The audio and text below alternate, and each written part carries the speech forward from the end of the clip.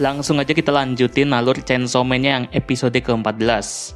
Setelah Aki bertemu dengan iblis masa depan, dia menatapnya. Yeah, masa depan. Hidup, masa depan, hidup, katanya dia gitu kan. Aki cuman diam aja ngeliat. Kau juga, ayo teriak. Aku di sini untuk membuat kontrak denganmu. Katakan apa yang kau inginkan dariku. Aki bilang gitu guys. Yah, sikapmu itu gak asik banget. Iblis masa depan ini bilang ya, terserahlah, tunjukkan padaku masa depanmu. Aku akan membuat detail kontraknya tergantung dengan masa depan. Ekspresi Aki ya cuma kayak gini aja. Cepat masukkan kepalamu ke perutku. Memang bagaimana lagi aku akan melihat masa depanmu. Terus Aki langsung beraksi, memasukkan kepalanya dia ke dalam perut iblis masa depan. Saat berhasil masuk, ada gerakan aneh yang dilakukan iblis masa depan tersebut. Kata dia guys. Setelah itu Aki selesai dan iblis masa depan itu hanya tertawa aja. Ini adalah kontrak kita, biarkan aku hidup di mata kananmu. Lakukan itu maka aku akan membantumu. Aku ingin melihat masa depanmu dengan mataku sendiri. Ekspresi Aki seolah-olah agak kaget di sini. Kau pasti berpikir, cuman itu aja. Ya, aku ingin melihat masa depanmu sendiri. Karena di masa depan, kau akan mati dengan cara paling mengenaskan. Apa kau mau tahu bagaimana kau mati, Aki? Kata iblis masa depan. Aki bilang, tidak usah. Aku tidak tertarik bagaimana caraku mati. Selama aku bisa membunuh mereka yang ingin kubunuh, aku tak peduli. Dan akan seperti apa nanti. Sekarang, masuklah ke mataku, katanya Aki cuy. Kita pindah ke scene Denji dan Pawa yang memang udah dikalahkan dan babak belur. Di sini kita bisa lihat betapa kuatnya sang master yang melatih Denji dan Pawa guys. Oke. Ada goresan cuy ternyata di wajah master. Gerakan kalian tadi mendapatkan nilai sempurna, katanya master. Mulai sekarang, latihan kalian tidak harus setiap hari. Kita lakukan sekali seminggu. Yeay, katanya Denji. Sementara Pawa bilang, hore, tetaplah tenang walau dalam pertarungan sengit. Selalu perhatikan senjatamu dan situasi yang sedang terjadi, master bilang. Untuk latihan kalian sudah siap untuk pertarungan sebenarnya besok. Pertarungan sebenarnya, katanya Power. Kita akan pergi untuk menangkap pembunuh Himeno dan yang lain. Si iblis pedang dan gadis ular. Itu akan jadi debut divisi 4 yang baru. Kalau misi ini gagal, divisi 4 akan bubar. Dan kalau itu terjadi, kalian berdua akan dimusnahkan dengan pertarungan nyata melawanku. Ekspresinya Denji santai aja. Dia bilang kalau itu terjadi dia akan kabur tanpa membunuh master. Hah? Katanya master. Kalau kau sudah membuatku jadi lebih kuat, sekarang aku bisa membunuh iblis lebih banyak lagi. Dan kalau aku melakukan itu, aku bisa kencan dengan Makima. Scene pindah di suatu rumah. Di situ terlihat ada pertemuan master dengan Makima. Kerja bagus, katanya Makima guys. Kau tahu, kau jadi cukup sibuk. Aku mengandalkanmu untuk terus melatih Denji dan Pawa. Masternya bilang, aku sudah muak dengan mereka. Ekspresinya Makima cuman kaget aja guys. Setiap kali anjing yang kulatih mati, aku semakin banyak minum lagi dan lagi. Kukira dengan mainan aku tidak merasa bersalah, walau mereka hancur. Tapi pikiranku semakin lemah bersama usia. Bahkan mainan pun membuatku terbawa perasaan. Makima cuman diam dan dengerin terus apa yang dibicarakan sama master ini. Dia bilang, jadi apa yang ingin kau bicarakan? Jebakan terhadap divisi spesial itu. Pihak keamanan publik tidak bodoh. Kau sudah tahu dan tetap membiarkannya terjadi, benar kan? Aku sendiri juga terlibat baku tembak, tahu, katanya Makima. Perbuatan keji apapun yang kau lakukan, walaupun kau membunuh anjing-anjingku, selama kau berpihak pada umat manusia, aku akan menghiraukannya, katanya master. Ya, asalkan selama hal itu masih benar. Makima berkata bahwa yang dia inginkan adalah menyelamatkan sebanyak mungkin orang dari iblis. Sudah ditentukan kalau misi ini sukses, keberadaan Divisi 4 akan langsung dilaporkan. Lalu Divisi 4 akan mendapatkan kebebasan beroperasi. Dan kita bisa gunakan itu untuk menyelamatkan lebih banyak orang lagi dari iblis. Masternya bilang, bohong. Dan ekspresi Makima cuman senyum aja kayak gini. Scene pindah di suatu gedung. Ada penjagaan yang lumayan ketat di sana menggunakan senjata api.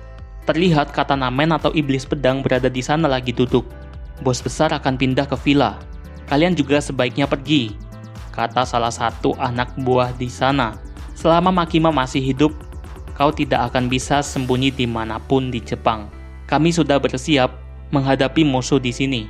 Sekarang diamlah, katanya Sawatari. Diam kau, gadis brengsek, kata salah satu orang di situ. Pak, jika kakek ada di sini, kita tidak akan pernah kabur, katanya katana man. Ditambah lagi si brengsek Denji itu ada di divisi 4. Lain kali akan kucabut jantungnya. Tak usah khawatir soal pemimpinmu. Walau dia mati, dia akan bangkit kembali.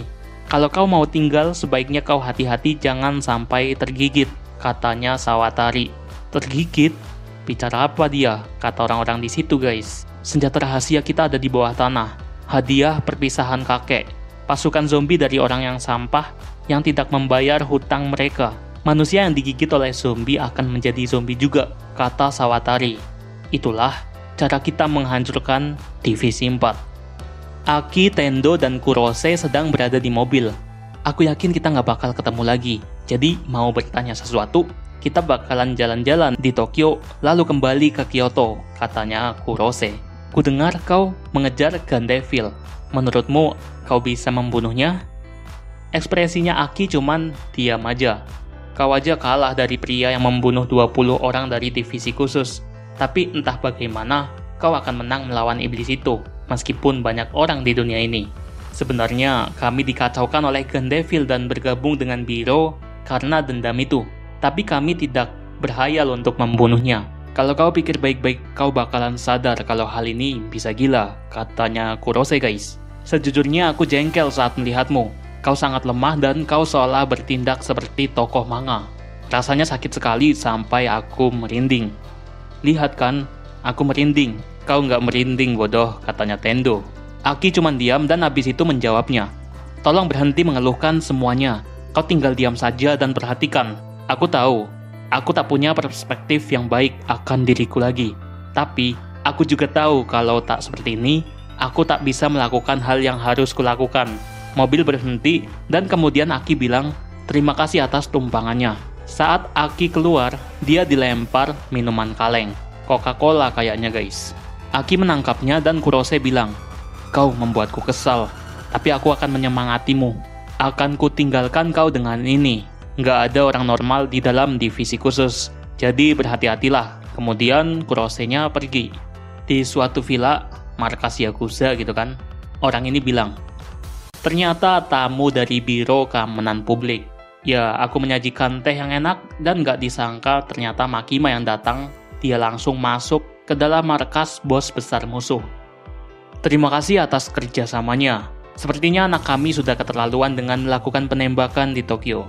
Aku akan jawab sebisaku, karena aku ingin kau tahu, hal itu bukan atas perintahku.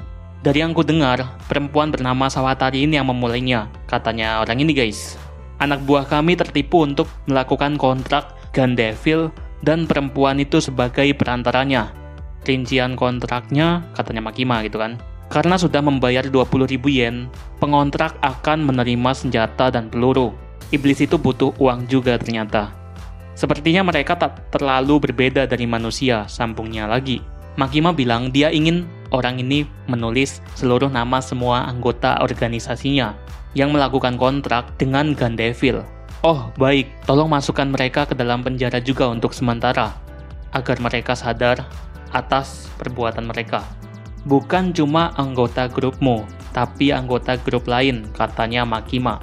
Ekspresi orang ini terdiam dan bilang, Nona, kau tak mengerti ya. Meskipun aku tahu kalau aku mengadukannya, akan terjadi perang keluarga. Makima bilang lagi, ini demi keamanan masyarakat. Aku ingin kerjasamamu. Bapak-bapak ini menyalakan rokoknya dan berkata, Nona, kau pernah dengar istilah iblis yang penting? Kami tidak menghancurkan grup Yakuza yang lain. Kalau kami melakukannya, grup mafia luar negeri akan menyusup ke Jepang. Kami tahu kami bukanlah orang yang benar, tapi grup dari Cina dan Rusia lebih parah daripada kami. Kami mencegah hal itu. Seperti kalian pemburu iblis yang melindungi manusia dari iblis. Kami para Yakuza melindungi orang Jepang dari orang luar. Kurasa wajar kalau kau tak mengerti. Karena para pembunuh iblis hanyalah orang-orang bodoh tanpa pendidikan yang benar. Waduh, cari gara-gara ternyata orang ini guys. Semuanya ketawa gitu kan. Makima santai aja sambil mengeluarkan kantong. Sebuah kantong yang dikirain isinya uang sama bapak ini. Makima jawab, ini bukan uang. Bapak ini terdiam. Makima berkata kalau isinya adalah sesuatu milik orang-orang di sini. Ayah atau ibu, nenek atau kakek, kakak atau adik, pacar atau istri, dan itu adalah mata, katanya Makima. Mata, katanya bapak ini itu kan. Pas dibuka ya ternyata benar.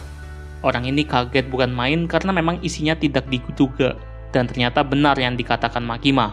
Makima bilang, tenanglah, ada orang di biro yang bisa mengembalikannya ke normal lagi. Kalau kau mau bekerja sama, aku akan memberitahumu siapa orangnya. Sialan, katanya salah satu anak buah Yakuza itu.